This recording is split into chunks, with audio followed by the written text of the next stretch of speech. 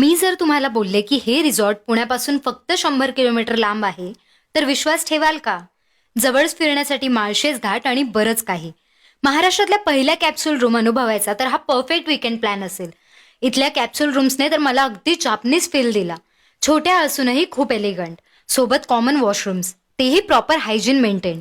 एकही झाड न तोडता त्यांनी हे रिसॉर्ट बनवलंय.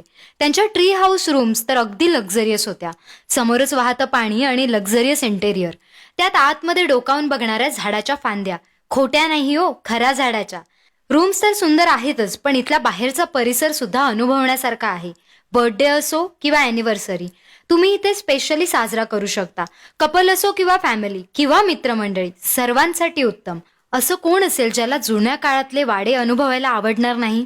त्यांनी लक्झरी वाडा थीम रूम्स सुद्धा बनवल्या आहेत. मनसोक्त पोहायला स्विमिंग पूल आणि क्रिकेट ग्राउंड.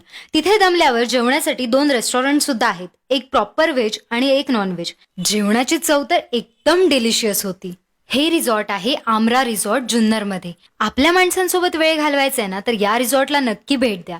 रिसॉर्टचे बाकी सर्व डिटेल्स मी कॅप्शनमध्ये देत आहे.